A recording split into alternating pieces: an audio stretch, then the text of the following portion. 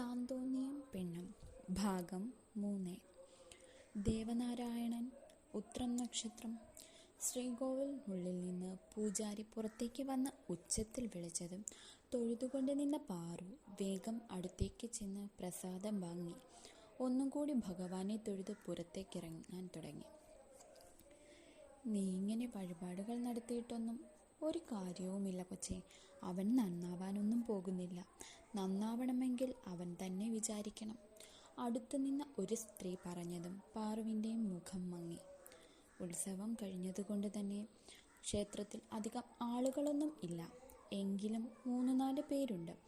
പരിചയമുള്ളവരോട് ഒന്ന് ചിരിച്ചുകൊണ്ട് പ്രസാദവും വാങ്ങി പുറത്തേക്കിറങ്ങിയവൾ കയ്യിലിരുന്ന ഇലച്ചീന്തിൽ നിന്ന് ഒരു നുള്ളു കുങ്കുമം നെറുകിൽ തൊട്ട് തിരിഞ്ഞതും മുൻപിൽ നിൽക്കുന്ന ആളെ കണ്ട് ആദ്യം ഒന്ന് ഞെട്ടി. ദീപുവേട്ടൻ എന്താ രാവിലെ ഈ പരിസരത്തൊക്കെ? ആരെങ്കിലും വരാനുണ്ടോ? ചിരിയോടെ തന്നെ പാറു ചോദിച്ചതും മറുപടിയായി ദീപു ചിരിക്കുകയാണ് ചെയ്തത്. ആഹാ, അപ്പോൾ ഇവിടേക്ക് വരാൻ കാരണം ഇതായിരുന്നല്ലേ? തങ്ങളുടെ അടുത്തേക്ക് വേഗത്തിൽ നടന്നു വരുന്ന പെൺകുട്ടിയെ കണ്ടതും പാറു ദീപുവിനെ നോക്കിയൊന്ന് ചിരിച്ചു. അവനും ചമ്മിയൊരു ചിരി നൽകി. ദീപുവേട്ടാ, ദേവേട്ടനോട് ഇനി വഴക്കൊന്നും ഉണ്ടാക്കരുതെന്ന് പറയണേ. പാറു പറഞ്ഞതും ദീപു അവളെ നോക്കി നടന്നത് തന്നെ എന്ന അർത്ഥത്തിൽ തലയണക്കി. അല്ല, നീ അവൻ്റെ ഭാര്യയല്ലേ, നിനക്ക് പറയാൻ മേലേ? ദീപു അവളെ നോക്കി കളിയാക്കുന്നത് പോലെ പറഞ്ഞു. അത് കേട്ട് പാറു അവനെ കൂർപ്പിച്ചു നോക്കി. എനിക്ക് പറ്റുമെങ്കിൽ ഞാൻ പറയില്ലേ? മുന്നോട്ട് നടക്കുമ്പോൾ അവൾ പിറുപിറുത്തു. പാറു എന്തിനാ ദീപുവേട്ട മുഖവും വീർപ്പിച്ചു പോയത്? അടുത്തേക്ക് വന്നവൾ ചോദിച്ചതും ദീപു കണ്ണു ചിമ്മി ഒന്ന് ചിരിച്ചു. ദേവന്റെ കാര്യം തന്നെ, അവനെ ഞാനൊന്ന് ഉപദേശിക്കാൻ. ഞാൻ പറഞ്ഞു നീ അവൻ്റെ ഭാര്യയല്ലേ, നിനക്ക് പറഞ്ഞൂടെ എന്ന്. അതിനാണ്. ദീപു ചിരിയോടെ പറഞ്ഞതും ശാരിക എന്ന ശാരി അവനെ കൂർപ്പിച്ച് നോക്കി. ശാരികയും ദീപുവും ഇഷ്ടത്തിലാണ്. ഇരുവരുടെയും വിവാഹം വീട്ടുകാർ നിശ്ചയിച്ചു വച്ചിരിക്കുകയാണ്. ശാരി അടുത്തൊരു ഇംഗ്ലീഷ് മീഡിയം സ്കൂളിൽ ടീച്ചറാണ്. ദീപു ടൗണിൽ SBI ബ്രാഞ്ച് മാനേജർ. ഇടയ്ക്കിടയ്ക്ക് ഇങ്ങനെ ഒരു കൂടിക്കാഴ്ച പതിവാണ്. അത് വീട്ടുകാർക്കും അറിയാം. നിങ്ങൾക്ക് അവളുടെ കാര്യം അറിയാവുന്നതല്ലേ ദീപുവേട്ടാ, പിന്നെന്തിനാ അങ്ങനെ പറഞ്ഞത്? ശാരി ദൂരേക്ക് നടന്നു പോകുന്നവളെ നോക്കി ദീപുവിനോടായി ചോദിച്ചു. അവൾ ഒന്ന് മാറട്ടെ എന്ന് വിചാരിച്ച. എനിക്ക് തോന്നുന്നില്ല അവൾ മാറുമെന്ന്, ദീപു പറഞ്ഞുകൊണ്ട് ക്ഷേത്രത്തിലേക്ക് കയറി.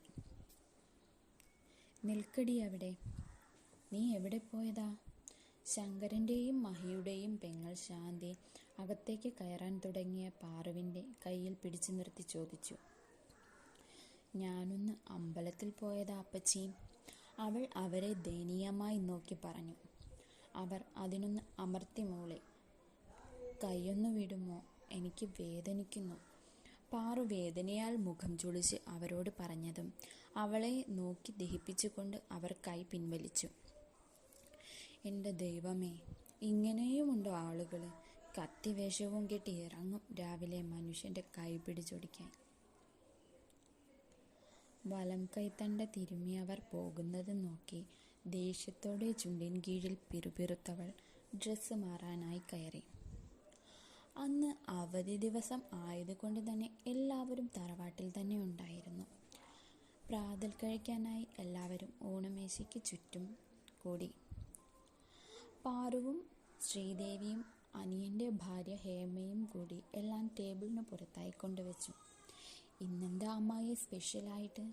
ശാന്തിയുടെ മൂത്ത മകൾ രേഖ ആകാംക്ഷയോടെ ചോദിച്ചു.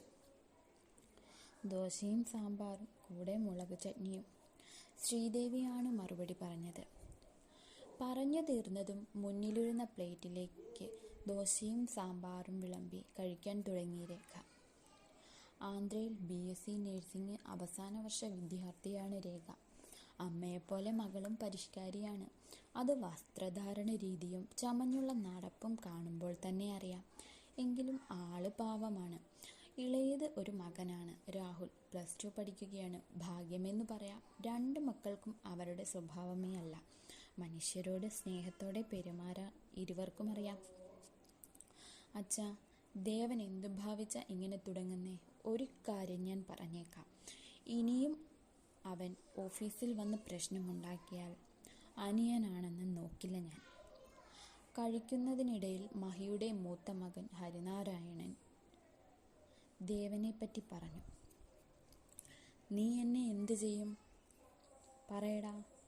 ഹരിനാരായണൻ പറഞ്ഞു തീർന്നതും ഊണുമേശയുടെ മുകളിൽ കൈ ആഞ്ഞടിച്ചുകൊണ്ടായിരുന്നു അവിടേക്ക് വന്ന ദേവന്റെ ചോദ്യം. കഴിച്ചുകൊണ്ടിരുന്ന എല്ലാവരും ഞെട്ടലോടെ ഇരുന്നു പോയി. പാറു പേടിയോടെ ദേവനെ നോക്കി. വലിഞ്ഞു മുറുകിയിരിക്കുന്ന മുഖവും വിറയ്ക്കുന്ന മൂക്കിൻ തുമ്പുമൊക്കെ അവൻ്റെ ദേഷ്യത്തെ എടുത്തുകാട്ടി. അവനെ തടയണമെന്ന് അവൾക്കുണ്ടായിരുന്നു. പക്ഷെ എങ്ങനെ? ദേഷ്യം പിടിച്ചു നിൽക്കുമ്പോൾ ഇടയിൽ കയറിയാൽ ആരാണ് എന്നൊന്നും നോക്കില്ല, എന്തേലും ചെയ്ത് കളയും.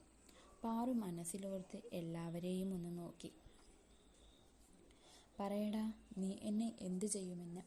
പിന്നെയും ദേവന്റെ ഒച്ച അവിടെ ഉയർന്നതും കഴിച്ചുകൊണ്ടിരുന്ന ആഹാരമടങ്ങിയ പ്ലേറ്റ് മുന്നോട്ടേക്ക് ശക്തിയോടെ നീക്കി മാറ്റി ഇരുന്നിടത്ത് നിന്ന് ചാടി എഴുന്നേറ്റു ഹരി. പോരുകോഴികളെ പോലെ ദേഷ്യത്തോടെ പരസ്പരം